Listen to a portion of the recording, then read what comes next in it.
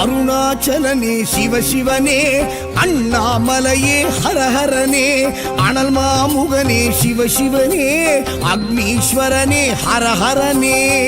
சிவசிவனே ஹரஹரனே, ஹரஹர சிவ சிவ சங்கரனே, எந்நாடுடைய சிவசிவனே, எந்நாட்டவர்க்கும் இறையவனே.